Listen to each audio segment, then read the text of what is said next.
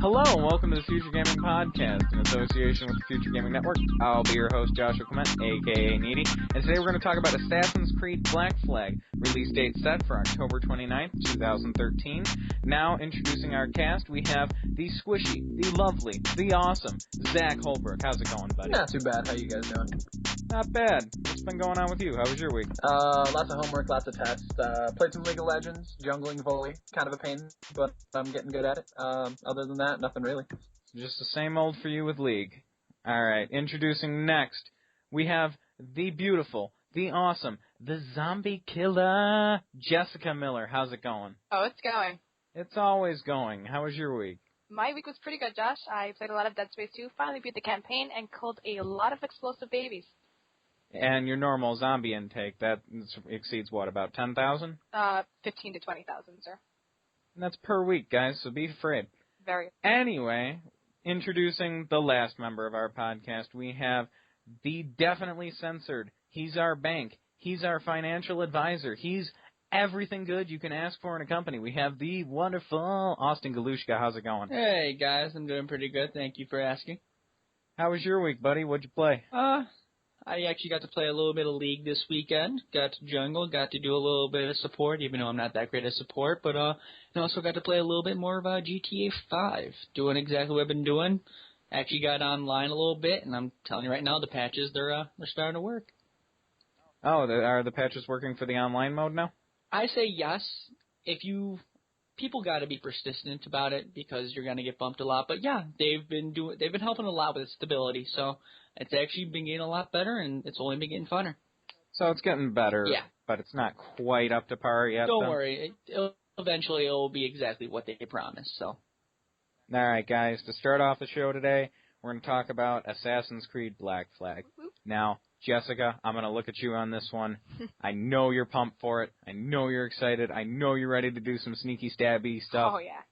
What do you got for me? Okay, so in Black Flag, we're going to be taking back to the 18th century. The story is set in 1715. And basically, pirates roam the Caribbean, and a lawless pirate republic has been established.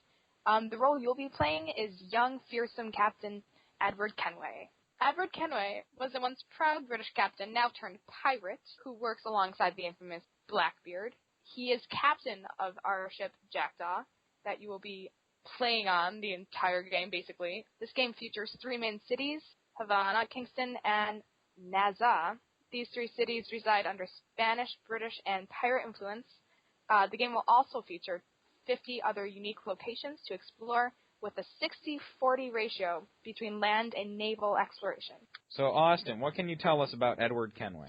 Basically, Edward, in this game, he's going to be that renegade rebel who is joining the Assassins movement because he somehow finds himself into a situation that it could possibly change out the entire outcome of the Caribbean. And you know most Assassin's Creed games, they don't necessarily give out too much information on the story before it released. They kind of give just a quick synopsis, the main characters, who's going to be there. So really, we're just going off general information that you're going to get on the website and the forums, and then you're going to have to play the game to get the full story and do every little detail to get the full background story as well, because, Needy, me and you have always had discussions about this. You like powering through the campaign, getting it done, while personally I like going through, getting every little knick-knack. That's why I have full Gamerscore achievements on almost all the Assassin's Creed games. Make sure you get those little extra things, but this should be quite a large game, both map and story-wise.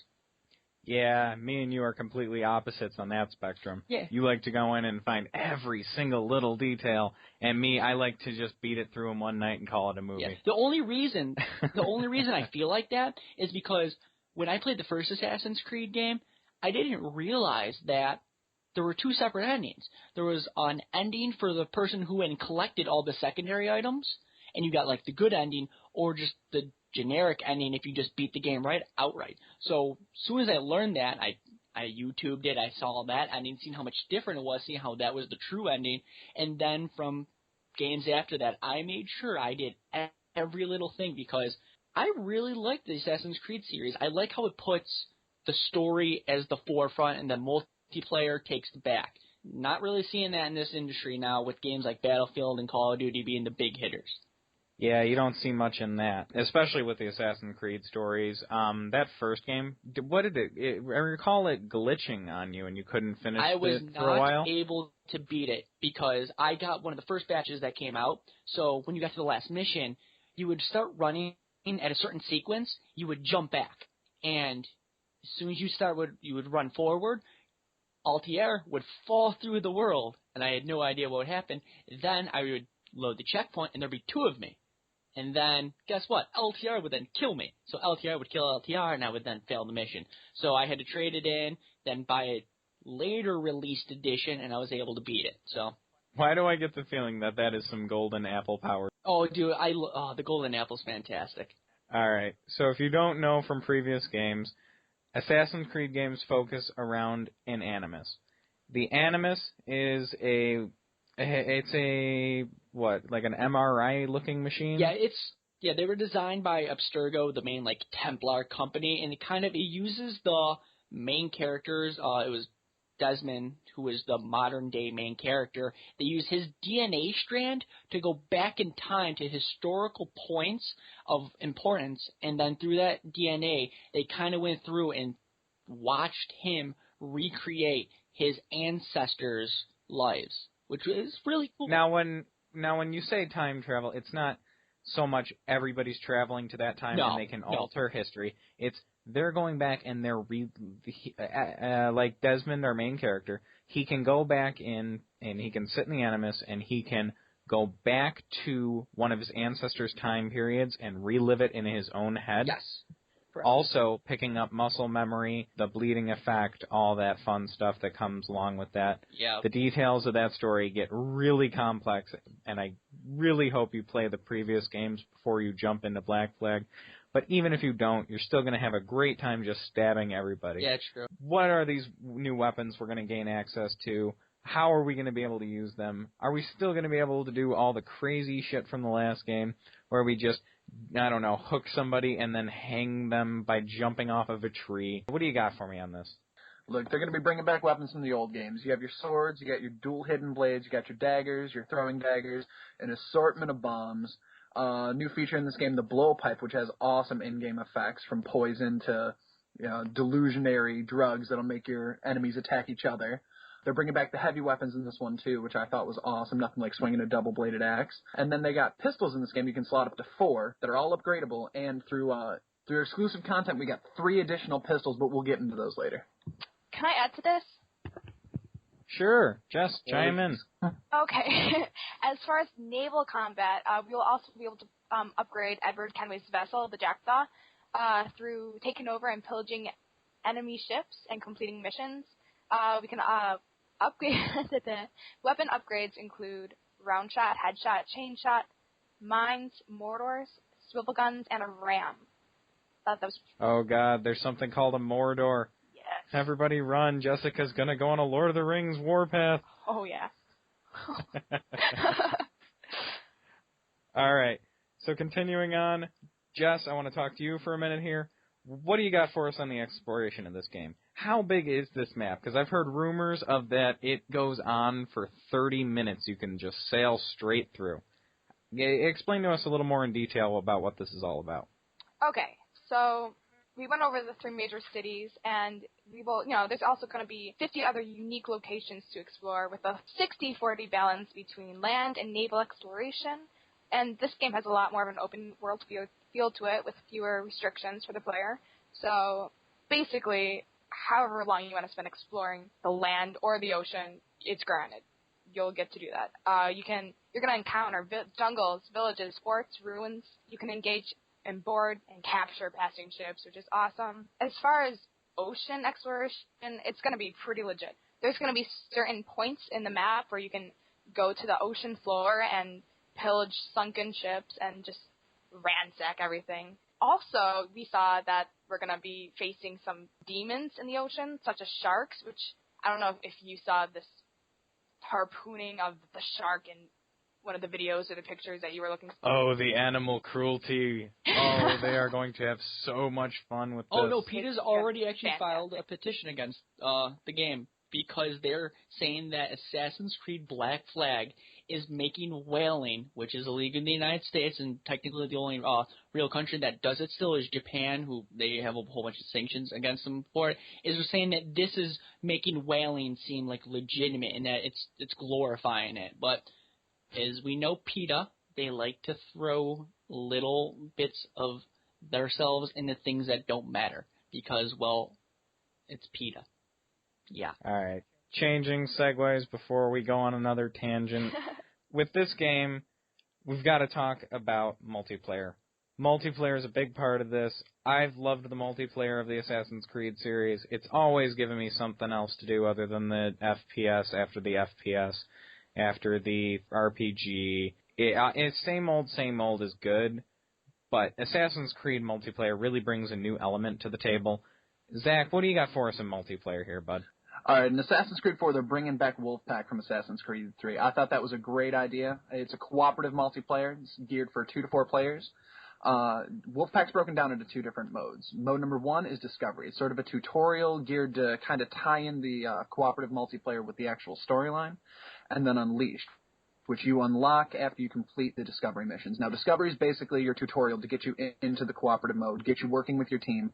It starts off simple and then scales in difficulty up until you reach that level 25. You guys are going to get points for synchronizing your kills, being creative, and definitely stealth. Stealth is a super important part of it. You're going to beat through 25 levels, and then you get to Unleashed, where you're going to get extra points and extra time for doing all those things you practiced in Discovery. You have those stealth kills, which are crucial. Being creative gets you extra points, which I think is super awesome, super important. And with all that, I think the pro play is going to be really, really interesting to watch. Yeah, I can only imagine what that's going to be like. It's going to be ridiculous watching like 5 people gang up on the same guy at once. And on top of all the pro play, what I'm really excited about is the Forge mode they added with this. It's called Game Lab. Basically what the designer said was, well, the community wants to be able to call the shots themselves, so we're going to let them. Players are going to have the option to create their own missions, including different game types. There's going to be a new mode in the Game Lab called Pistolier, which is going to eliminate the kills for all melee attacks and make it pistol kills only, which is going to change the game dynamic a lot. So with the community, it's going to be a bloodbath. Oh my God, it's going to be awesome. It's going to be amazing. Everybody gets 4 pistols. Everybody rush to the center of their map. Go. Ready, set, go. No, what I like about that is the community is going to get their say. They're going to be able to submit it, and if the designers like it, they'll actually sponsor the thing and put it up on a general playlist, which I thought was a huge step. It's kind of like what they did with Halo Reach when they started revamping the Forge system. So I thought that was cool. It's kind of nice to see them taking a little bit of Halo from that. Yeah, no, I mean, game designers need to understand that they're not the only people who have good ideas, and I think the fact that they're letting the community have a little bit of say, get a little creative. I mean, how do you think Griffball was made? It wasn't the designers who came up with that on their own. Yeah, it was a bunch of guys sitting in their basement one night going, let's hit each other with hammers. What if everybody had a hammer?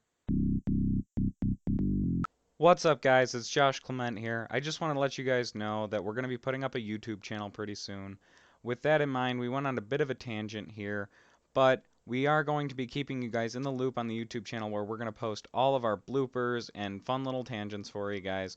But for now, we don't know what the channel name is going to be, so remember to follow us at FGN Podcast on Twitter, and we'll keep you guys in the loop. Thanks a lot, and thanks for listening. So changing gears, if you've ever played an Assassin's Creed multiplayer, you know you get points for if you get that one kill. It can be worth a lot more than somebody who's just running around, just stabbing everybody and just not caring if they're seen. You know you get a lot more points if you get that one hidden kill while you're sitting in a bush waiting for some guy to come by and just like derp, derp, derp, derp, derp, and then wait for it, stabby, and you get 1,000 points just for that one kill as opposed to the 30 points that guy just got for walking around with a pistol. With Assassin's Creed 4, it's more of the same. You're going to have your basic modes, not really changed up much from Assassin's Creed 3. The Wolfpack mode has been re-included. With that, though, multiplayer is relatively the same. It hasn't gone through a lot. They haven't really needed to. It's still good from what it was in Revelations and Brotherhood. They've never really needed to change much. Wolfpack mode is a fun mode, but I'm going on a tangent here. So before I get on too long of a tangent here, guys, we're going to talk about the modern-day gameplay mechanic that they've added to Assassin's Creed 4. I'm going to give it over to Austin. What do you got for us here? What is this mode, and why is it relevant to what we're going to be doing in Assassin's Creed 4? This new thing they're doing is called modern-day gameplay. It's their way to interject yourself within the gameplay, have your own technical character within the story. Basically, it's supposed to be a 4 to 5 hour long piece of the campaign that is optional. While it is definitely going to be in the campaign, they said they realized some people did not like Desmond. They just did not really think he was that good of a main character. So if you want to rush right through it, they said all the little points put together, well, it should only take you 20 to 25, half hour at max if you just burn right through it. But if you're like a person like me who wants to go and get every little detail, basically it'll take 4 to 5 hours. The premise is you are an Abstergo employee, just a normal person who is under the job title of historical explorer, whose job is to go through, look at past occurrences, go through history in general, and try and find little blips in which Abstergo could possibly use the Animus to extract more information to achieve their goals. So it's basically, if you kind of think back to Brotherhood when they had the multiplayer game mode, when you were an Abstergo agent fighting against Abstergo to get more information, it's kind of like that, but now here you're going around, you're talking to people, you're trying to hack into rooms, hack into computers, you're just trying to find like more information. It's a way to flesh out the backstory, and also, as they said just a couple days ago, one of the main purposes behind this little modern-day gameplay was a way for the player to say goodbye to Desmond. No spoilers. It's just, I don't want to ruin it for people who have possibly not played 3 or haven't played the other games, but there's a big thing that happens in one of the previous games, and this is a way to kind of like bring closure to him as a character and try and flesh out everything there is about his backstory and to move on the story. Because as it was reported on IGN, the top tier group for Assassin's Creed like development, they're the writers and they do the arcs. They just finished actually how the story is going to be concluded. So basically, this modern day gameplay is, I believe, it's going to be the transfer from one main character to possibly the next main character. So what you're saying, Austin, is in this next game, it's going to kind of transition out of Desmond and into you being that extra main character? Well, you know how Ubisoft is with their games. They don't really divulge too much on the story. That could be a possibility. I could definitely see them doing that, kind of going with this faceless, anonymous person who you can take control of. You can put a name to, you can put your own face to it, and then you become part of the Assassin's group, and then it's your DNA bloodline. But we don't really know that yet.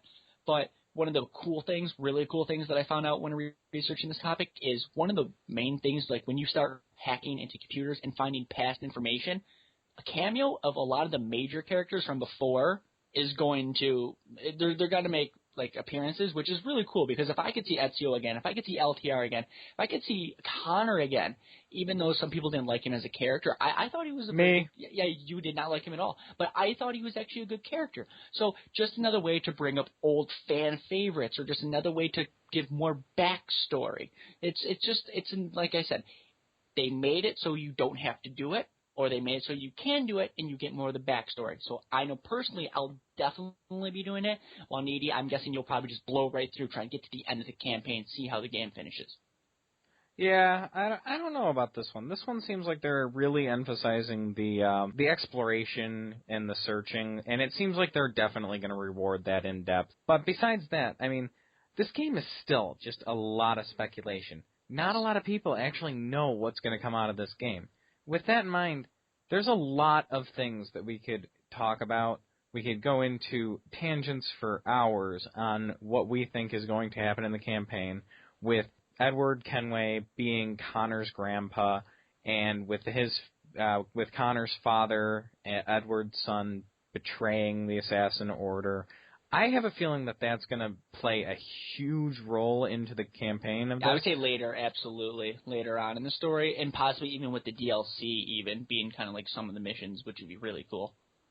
Absolutely. And with that in mind, I realized that I did just do a spoiler, a very big spoiler, so I will put spoiler alert on the title of this podcast. Yeah, that'd be good. Or better yet, good. I'll edit some of it out so I could just be like in this boop. But either way, with that in mind, this game is still just a lot of speculation, but that's any Assassin's Creed game. Yeah. They can go in so many directions with this game. I mean, in the second game, they introduced an alien breed.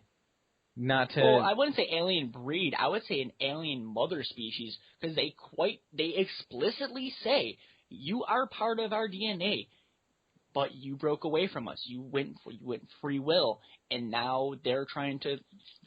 They still haven't fleshed out the full story, but you came from them, and if you did, which I know you did not do, I know you YouTube some of the videos. If you did some of the background, like the background stories, you found out that humans in the beginning were tools for them, and then Adam and Eve, they broke away, and with the power of an apple, which you find out that apple was one of hundreds. There were many more. That's why there's so many different artifacts at the pieces of Eden. Yes, yeah, that's the pieces of Eden. Yeah, that's why the Templars can find so many. However, like when you're seeing Adam and Eve run out of these large complexes, you're seeing quite a few pieces of Eden being used. Basically, you find out that Adam and Eve were two rogue pieces of DNA that were humans who ran away and used the apple to basically try and live their own lives, and that was one of the early things, which was really cool. Yeah, what did you have to do for that? Was that in the second one when you had to collect all of the feathers, I wanted to say? Or were those the glyphs that you had to find? Glyphs. Those are the glyphs? Yes. Okay. Yes. And the feathers gave you the alternate ending for the Ezio campaign, right? Yes. And and also they kind of gave you if you collected everything, you kind of got like special aesthetic things as well. But yeah. All right. With that in mind, if you have not played any of the other Assassin's Creed games, I strongly recommend you go play them all the way through the first game. If you can get through the first game, the other ones are much more in-depth. They're much less repetitive. The first game, I understand, is rather old. It is rather repetitive. But once you get past a certain point with it, there is this moment where it just opens up and you're just sitting there in awe in one of the boss fights. And you are...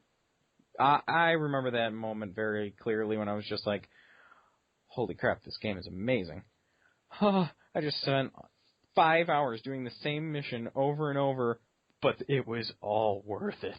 And what's cool, if you start from the beginning, you're going to see this game progress from its first iteration through Brotherhood, through 2, through Revelations, through 3, and 4. I'm telling you right now, IGN said that this is one of the most anticipated next-gen games for a reason. They have 6 new engines that are going to be put into this game. This game is not only going to be pretty, it's going to be smooth, and this is going to be a quintessential jump. This is going to be one of the first clear games, and you're going to see a jump from old gen to new gen, and this is going to be a great example. Absolutely. And speaking of next gen, with this title, they are going to be offering a $10 upgrade charge.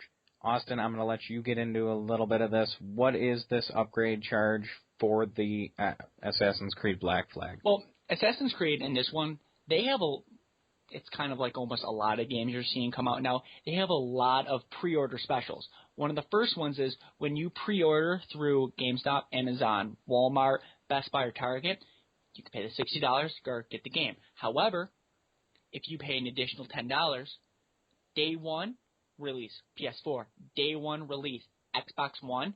You can go to their own respective marketplaces and download the next-gen version. Day 1. And it's amazing because I think that's super cool because you're paying an extra $10 and you're getting 2 games. You're going to get the game so you can play it as soon as it drops, October 22nd. Then you have PS4 coming out on November 15th. and then you have Xbox coming out later that month. Well, guess what? November 22nd. Yes, November 22nd. So think, though, you don't necessarily want, as Ubisoft or a developer, you don't want to make a person go buy the game twice. So they're saying, you know what, for $10 extra, we're going to give you the next-gen one while giving you the original game that you can play up until that, which is pretty cool.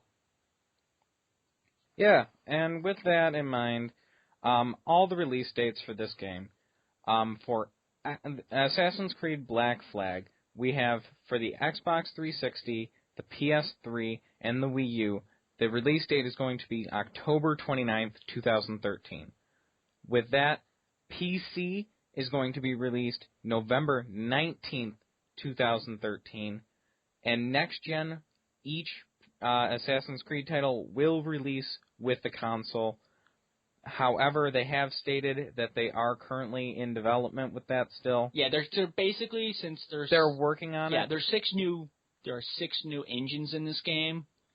They want to make sure this game is polished. This is one of the first next-gen games to come out, and we said it last week. First impressions are everything in this industry. You cannot screw up. So you know what? If they want to develop up to the night before and then ship these games out somehow, I would love them for it, because that means they take pride in their product. Yeah, but it's Assassin's Creed again. You can't really screw up their formula. Yeah. Ubisoft has been tried and true to releasing annually.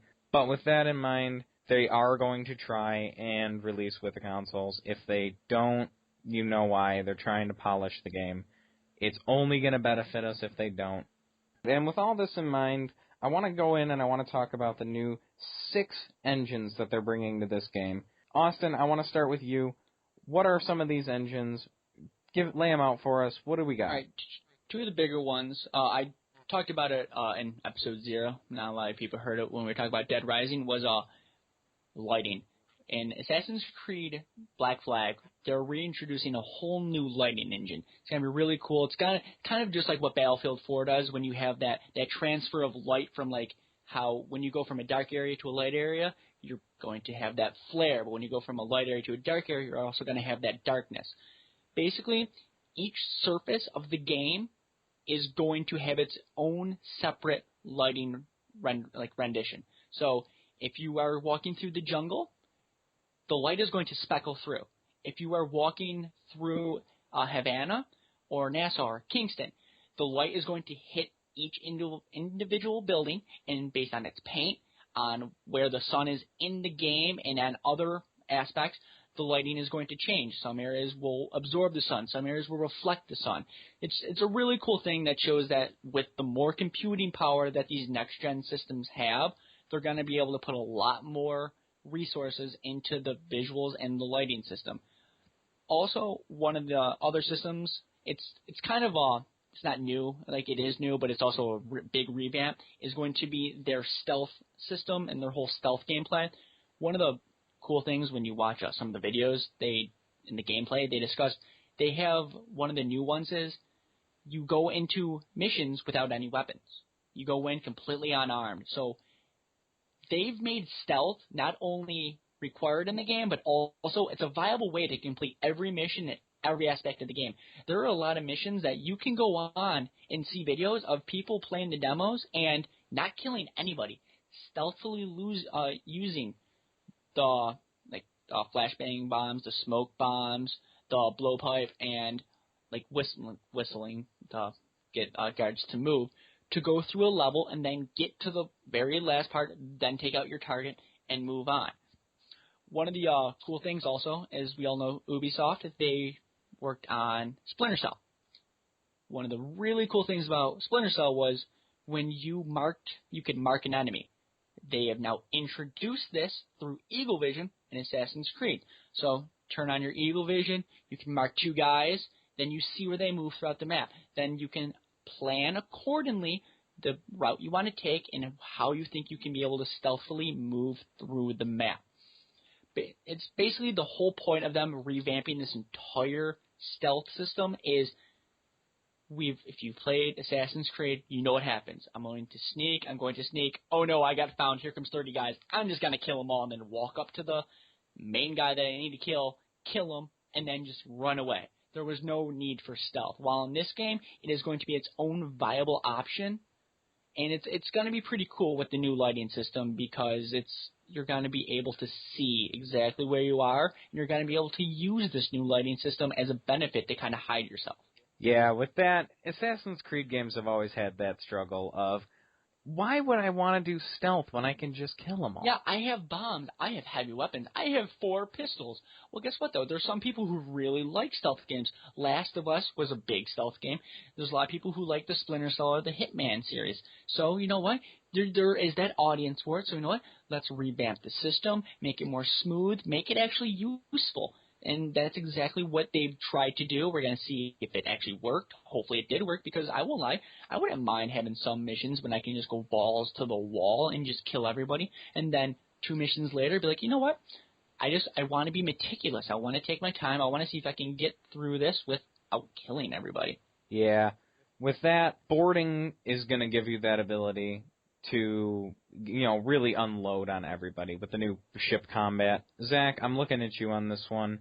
With this new boarding engine, what is it called, and what are we doing with this? Look, maritime combat's going to be a huge part of the game. I mean, the boarding system, it's going to give you a huge advantage in gaining new weapons, leveling up your ship, getting upgrades and stuff like that. The engine that's going to make this possible is called the Anvil Next engine. It's basically going to combine 2 separate unique objects to create one new unique object that you can navigate around on. Basically, it's going to turn your sea engagements into a basic third-person melee fight where you're going to be controlling Captain Kenway. With that, Jess, the new weather system and the new ocean engine called the Sea Engine, SEA engine, not Sea Engine. I got that wrong about 5 minutes ago, and these guys tore me a new one.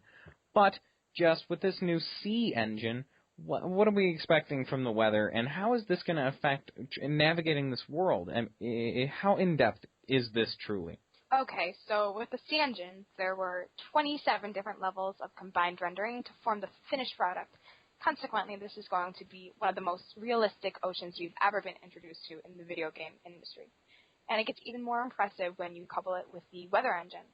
So basically, the weather engine is a dynamic in-game clock. It can change weather on the fly.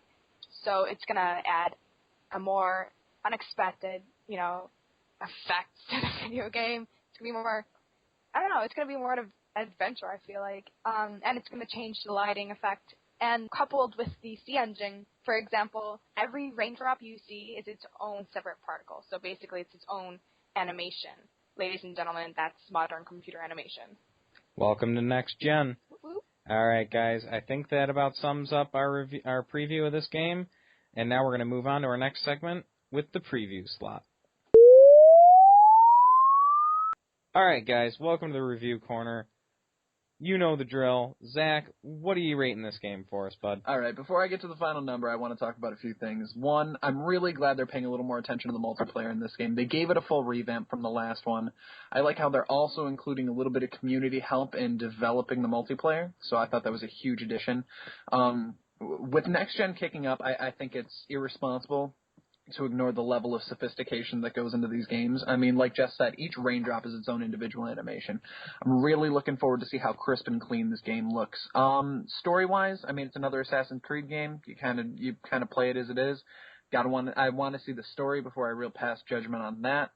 Overall, I'm going to go ahead and give this game an 8 out of 10. I'm not a huge fan of third person, but this is something I may give a try. All right, 8. Jess, you going higher or lower? What do you got for us? Oh, I'm going higher, sir. I'm going to have to give it a 9.2. I have never been let down by Assassin's Creed. Sure, the last game wasn't as great as I expected it to be, but it still was pretty awesome. I'm like the biggest explorer I know. I love exploring everything about every video game. So when there's as big of a map as this that includes naval and on-land exploration, I'm all in. You have my full attention. But yeah, there's a lot of new things being introduced and a lot of quirks that they worked out that, differentiate it from the other games, and that's always appreciated by me. So yeah, I give it a 9.2. 9.2, going to be tough to beat. Austin, I know you got a lot to say all the time. Try and keep it short today. What do you got for us, bud? I won't lie. When I first started researching this game, my excitement level for this was probably like at a 4 or a 5. Really, it was Assassin's Creed. I'm gonna buy it. I'm gonna play it. However, after looking at all the new things they did, I'm gonna have to definitely bump it up to a 9. The new engines, it's going to be one of the first really good next-gen games, I think. And also, one big thing for me, you can take off your freaking hood. Oh, that's amazing. I can take off my hood now whenever I want to. I love that. That bumped it up a good 0.5 for me. But yeah, stealth mode engaged. Yeah, you can take off and pop up your hood. That's amazing. But yeah, it's an Assassin's Creed game, and the fact that now they explicitly added this modern day mode shows that they're still trying to add little nicks and knacks and extra things into the game, trying to flesh out the backstory. So I think it's going to be a classic Ubisoft game. You know, a lot of their games put story first, multiplayer second. I wish a lot more companies did that. I really feel like the campaign is starting to die out, and it shouldn't, because that's the main point I game. So I think you're not going to be led astray by them. I think it's also going to be better than 3. I did like 3. I know a lot of people didn't like 3, so hopefully it is better than 3 for the rest of the fan base. But definitely a 9. Definitely something that personally, though, I'm not going to buy it before next gen. I'm going to wait till next gen console and then play it, because I don't want it to be ruined for me by an Xbox 360. And then when I see it on the Xbox One, I'm like, oh my god, this is godly. Why did I ever buy it for the 360? Exactly. I agree. I'd rather just pay $60 for the next gen instead of $70. Call me cheap, but you know what? I already know I'm going to get the Xbox One. I just packed up my Xbox 360.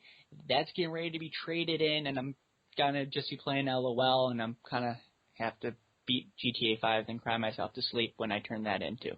So it's going to be a rough weekend for you, Yes, sir. it is. Yes, it is. But you know what, though? We got a month to go until next gen hits, and my God, look at this lineup, and this is only the beginning. Oh, God, dude, I can't wait. For my review, I'm going to give this a solid 8. I'm going to have to agree on Zach with this one. Woo! Yeah, feels special. Feels special for a minute there. That's not going to happen a whole lot.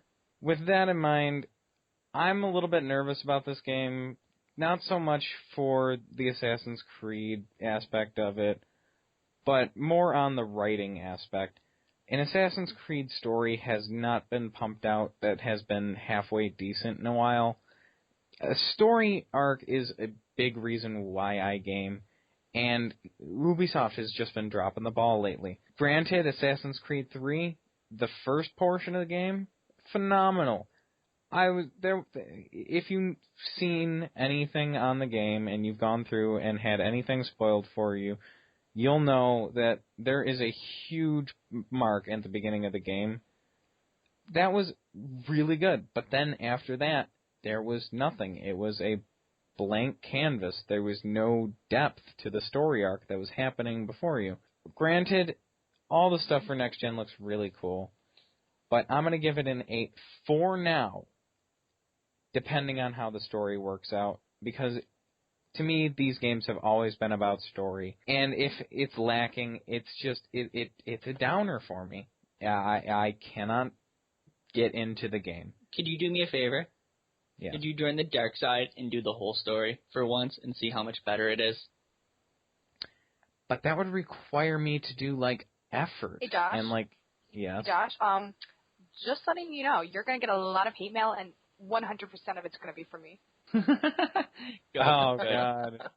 I've got Austin and Jess teaming up on me now to finish every little feather that I have to find in the game. It's not just them. I'm with them. I say you should play the whole game. Zach, you traitor. When was I ever on your side? To the lazy, I want to eat Fritos and beat it in the night guy that I loved. Yeah. And how well did that go for Assassin's Creed 3? Oh my God, it was horrible. I don't want to talk about it, guys. All right. With that, we're going to move on, and we're going to move on to the portion of the show where we shamelessly plug ourselves. So continue with us through the next segment. All right, guys, welcome to the portion of the show where we shamelessly plug ourselves. Remember, you guys can always follow us at futuregamingnetwork.com. We are also available on Podomatic at futuregamingnetwork.podomatic.com. Remember, you can follow us on Facebook in our group at facebook.com/group/futuregamingnetwork. And now I'm going to let Zach take it over with our Twitter handle. Zach, what do you got? Look, you guys got to follow us on Twitter. It's at FGN Podcast. You can get a hold of any of us individually on our own Twitter handles. You can get a hold of Jess at Jess Denae Miller, Denae Miller. Austin, you can get a hold of him at Austin FGN. You can get a hold of me at XX Mr. Tank XX. You can get a hold of John. Zach, did I not tell you to change your Twitter handle? I'm changing the damn Twitter handle. Oh boy, okay, Codboy. Oh my God. Do you know how hard it is to get a good Twitter handle nowadays? Anyway, you can get a help. Yeah, it's so hard. All you have to do is go into settings and then change it. And not add X's like a 10-year-old fucking Just because. Do you know when I made that Twitter handle? Leave me alone. So sad. How come every episode you guys gotta like back me into a corner and just beat me with sticks? Because you have X's in your Twitter handle. And it's not our fault when you bend over for the corner. Yeah, how long have you guys had your Twitter handle? Like 15 seconds? I want to hear it. Hey, I've had my Twitter handle for a while. It's just I so happened to change it last week to JClementFGN. Follow me, people. You love me. Oh, you know you look do. at you stealing it. All right. Hot. And now we're going to give it over to Jess. Jess, I know the YouTube's not up yet, but what can you tell the people about it for now? Well, you can find on our YouTube channel bloopers, podcasts, and gameplays. It's going to be epic, so be sure to look us up at Future Gaming Network. And hopefully that's not taken and we can get a hold of that. All right, Austin, I'm going to let you take over here and letting the people know about us on iTunes. Hey guys, we went on iTunes earlier this week, and one of the big things that iTunes uses is the rating system. It doesn't give you a view count, doesn't give you a download rate. It's how many 5-star ratings you have. And you know what? We really need you guys to help us get to that next level. So one little thing that we thought of doing is if you give us a 5-star review, give you a shout out at the end of the podcast. Personally, thank you guys for putting the time and effort to go on, rate us, and try and get us out there to more people so hopefully we can become bigger, better, do even better shows. So as of right now, we only have one review. It's from that Zach guy sounds really – oh, sorry.